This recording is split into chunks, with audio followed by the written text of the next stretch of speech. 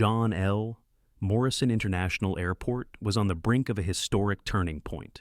Skyworld's most advanced aircraft, the Pegasus 7, was about to embark on its first non-stop flight from New York to Tokyo, crossing the ocean without refueling, a technological marvel, a dream nurtured over decades. But in the cramped corridors of the technical zone, hidden beneath the cold neon lights, there was one person no one noticed. Megan Clark, her shoulders hunched beneath a worn backpack, sweat-soaked shirt clinging to her skin. She moved silently, like a shadow blending in with the crowd of workers and engineers, not a soul giving her a second glance. But Arthur Haley would never begin a story with just one individual. He would begin with an entire system. John L. Morrison was not just a transit hub. It was a living organism, 200,000 passengers each day, 17,000 employees, a labyrinth of radar, navigation systems, and control panels blinking like blood vessels. In the operations room, Victor Mandel, the silver-haired operations director with a stopwatch always in hand, monitored every runway on a giant screen. Victor had no idea that at that very moment, beneath the belly of the Pegasus 7, a hand was probing for an anomaly, a number that didn't add up, a strange signal pulsing like an arrhythmic heartbeat. In the first-class lounge, champagne had already been uncorked. The VIP passengers, a Japanese media mogul, a former American senator, and a Singaporean businesswoman, raised their glasses, unaware that the plane they were about to board carried within it the seeds of disaster. Outside, in the slanting afternoon sun, a group of engineers stood by the aircraft wing, sipping coffee and discussing the upcoming flight. "Who let that janitor wander near the plane?" a tall pilot scoffed. His laughter echoed through the air, heavy with oil and hot metal, a sound like a warning bell.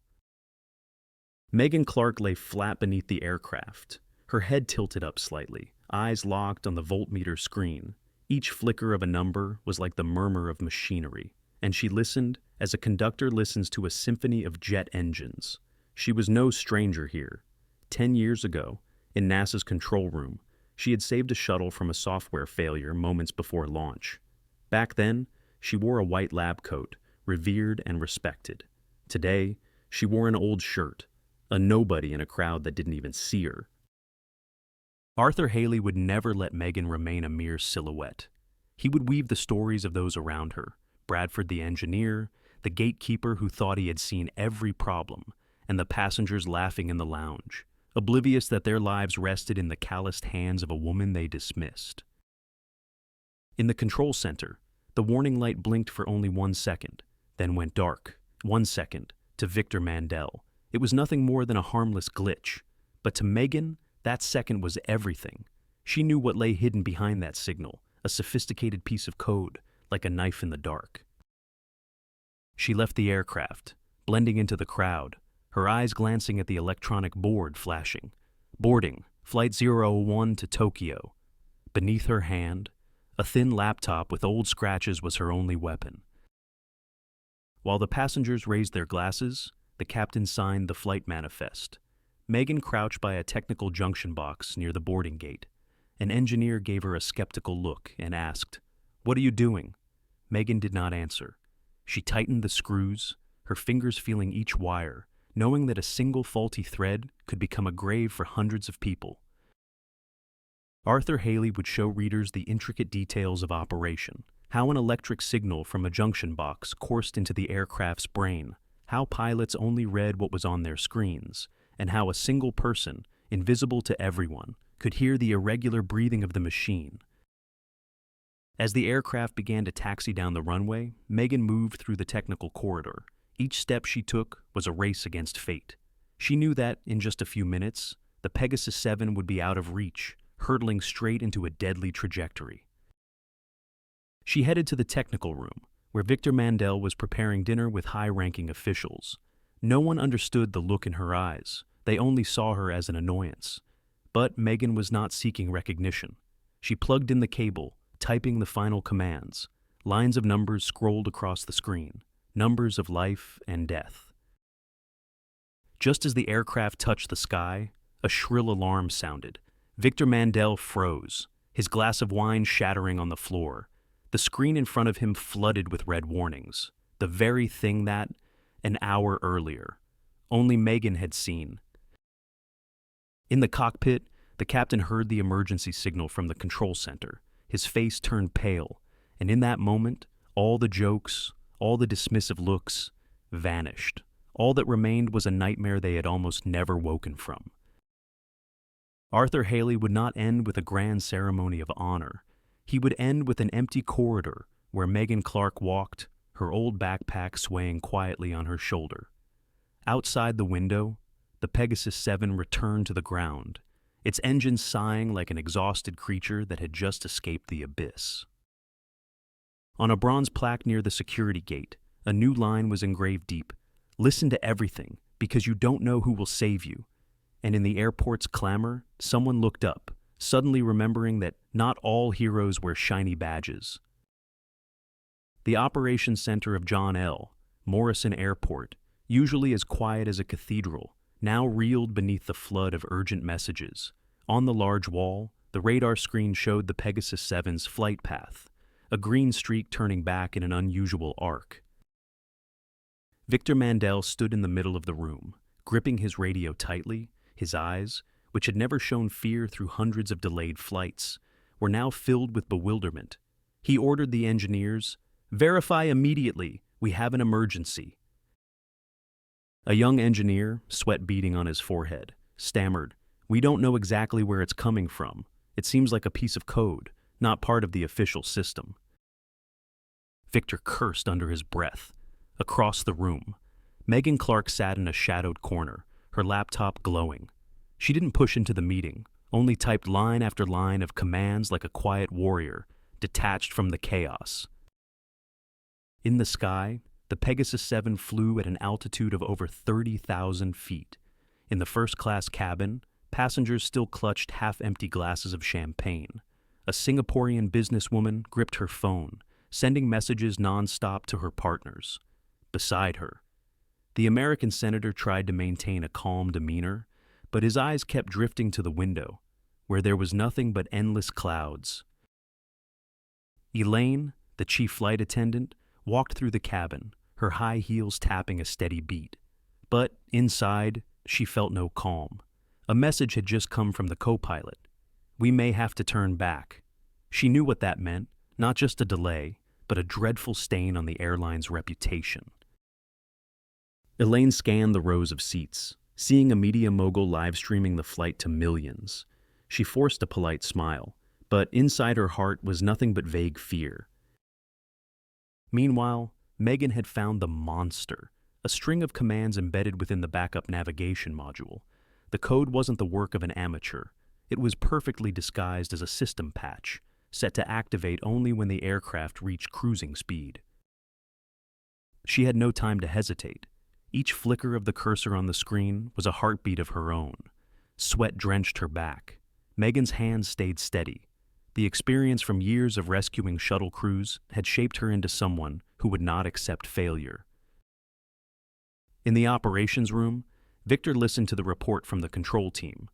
"We confirm there has been an intrusion into the autopilot. If it's not addressed, in 10 minutes the plane will veer off course."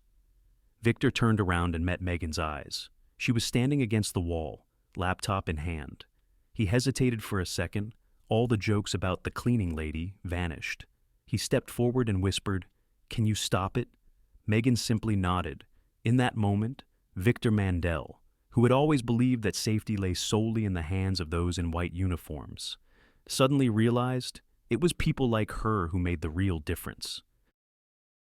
The pilot's voice came over the loudspeaker, echoing through the cabin. "We have to make an emergency course correction. Please remain seated and fasten your seatbelts."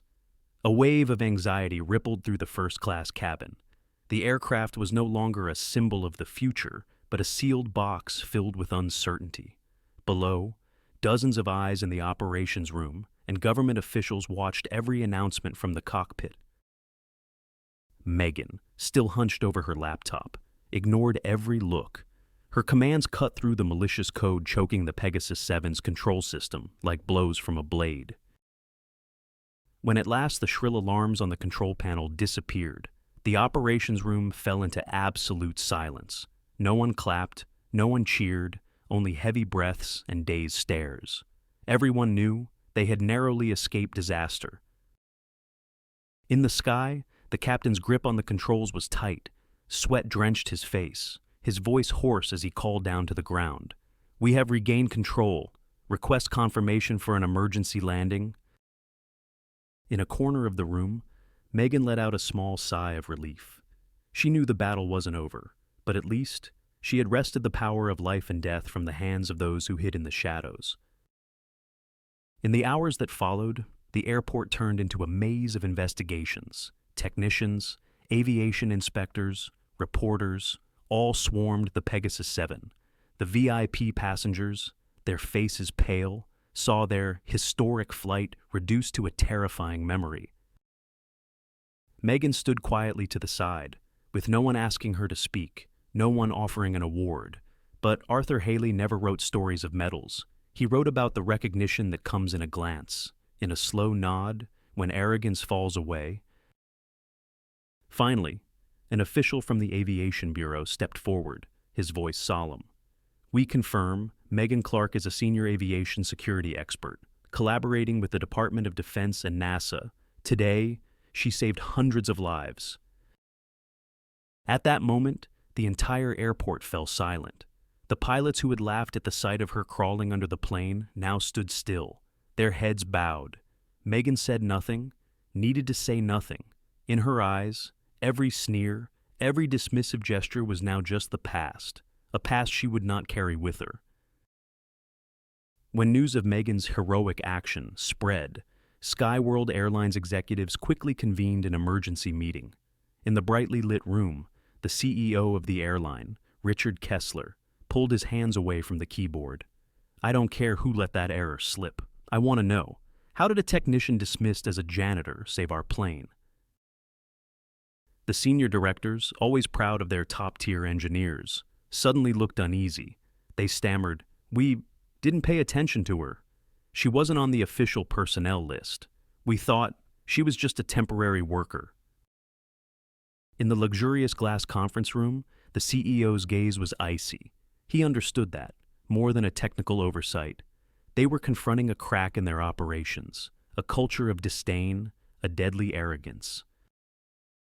The next morning, news outlets were flooded with headlines. Pilot's ears closed, unknown girl saves the flight. Saboteur or hero, who is Megan Clark? In the VIP lounge, the passengers, who had once raised champagne glasses, now hurried away from the airport hotel. A Japanese media tycoon, face pale, said in an interview, "I heard them laughing at her. Now, I don't know who to trust anymore." Another passenger, the Singaporean businesswoman, looked straight into the camera. "They said she had no right to be there, but without her, we wouldn't be here to tell the story." Arthur Haley always wove in the perspectives of those left behind, passengers, ground crew, turning them into mirrors reflecting the truth. Safety does not only lie in the hands of the pilots, but in the ability to listen to those in even the smallest positions. As the sun set behind the runway, an international investigative delegation had arrived. They were not just inspecting the Pegasus 7, they were combing through the entire supply chain, from the software programming room to the technical reception team. Megan, sitting in a small interview room, faced 3 men in black suits. They bombarded her with questions. "How did you find it? Why didn't you report it immediately to the director? Are you sure this isn't some trick of your own?" She replied simply, "I just saw something that wasn't right. I couldn't turn away." In the corner of the room, an aging investigator watched her intently. He had seen many plane crashes, many lives buried under arrogance. In his eyes, Megan was not just a fixer, she was a reminder that every uniform, every title, was just a shell without humility. As the Pegasus 7 was unloaded for a full inspection, Victor Mandel stood silently before the once mighty aircraft. He ran his hand over the cold metal skin and whispered, "I used to think only I knew everything about this airport." Megan appeared, still with her faded backpack. Victor stepped forward, No longer a director, just a grateful man. Thank you, Megan. You saved us, not just the flight, but the way we think about safety. Megan only gave a faint smile. I just did what I had to do. In another corner, a group of young engineers from NASA waited to meet her. They knew Megan's reputation, not from the news, but from the time she quietly visited their tech rooms, showing them how to read the noise in signals that only a keen ear could catch.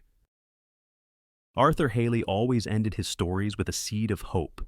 Today, Megan refused the senior management position the airline offered her. She said, "I don't want to sit at the top, I want to be below, where the quiet voices are often forgotten." And that afternoon, as a cold wind swept across the runway, Victor Mandel returned to the operations room. On the electronic board, a new message appeared.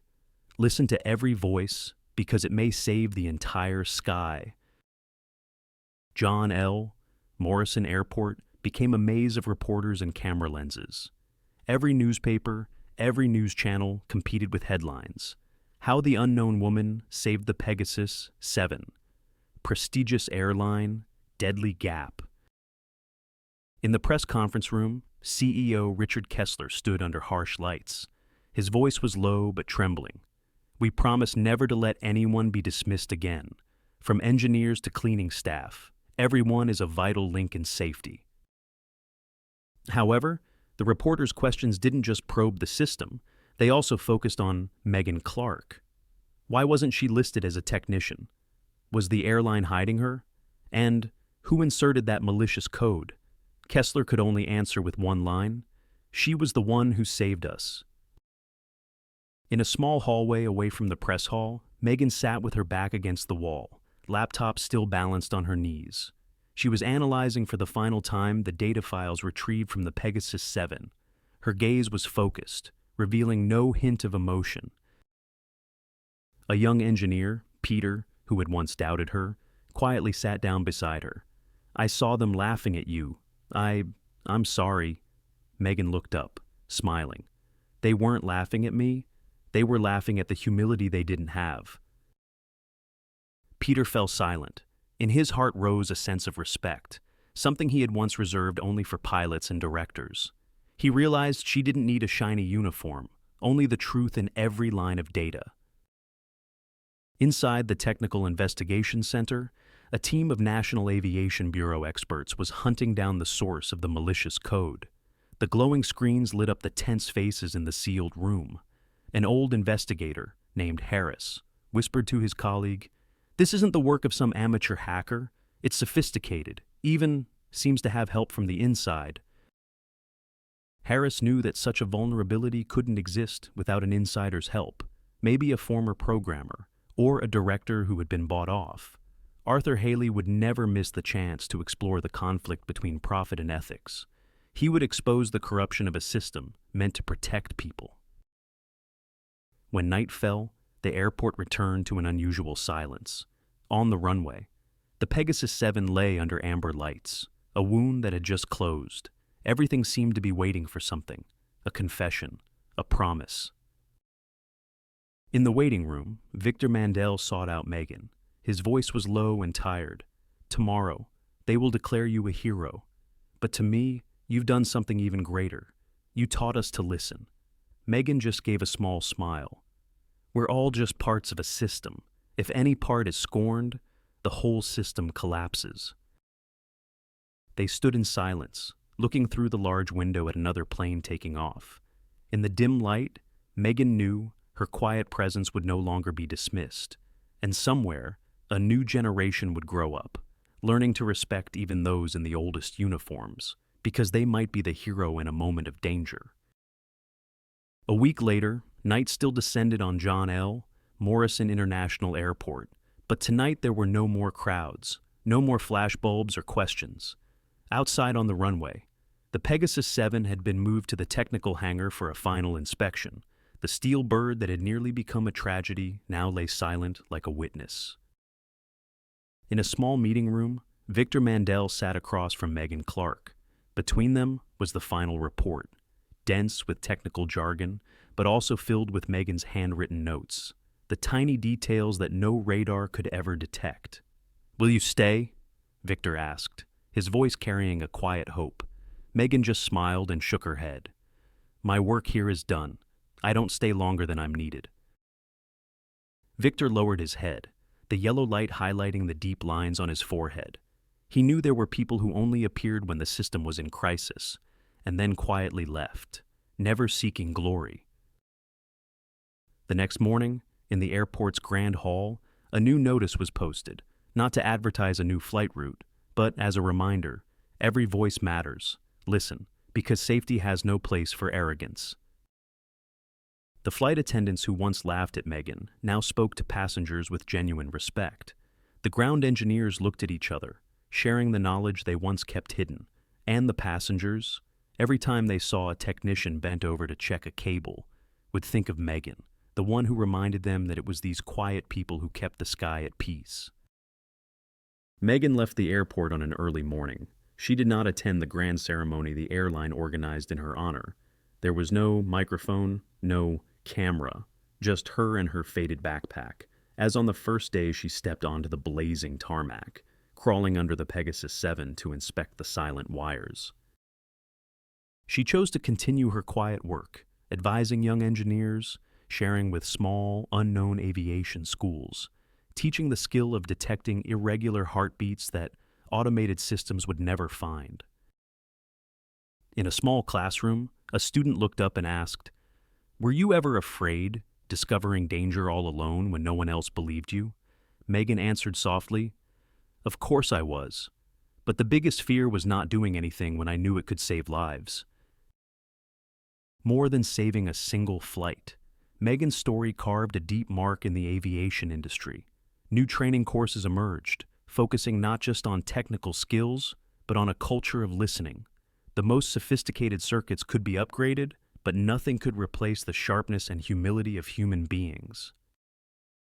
And as Arthur Haley would conclude, Megan's true legacy was not a title, but an awakening. Safety is not an achievement, it is a responsibility, upheld by the eyes and hearts of those no one sees. When night fell once more, another plane took off from the runway, its lights blinking like stars. No one noticed a ground engineer crouched over a small junction. But somewhere, someone would remember. Never underestimate the quietest footsteps, because in a moment of danger, they might be the ones who keep you in the sky. And so, the story closed, not with applause, but with a quiet change in how people saw one another. That was the legacy of Megan Clark, and of all those who stand in the shadows, keeping the sky forever blue.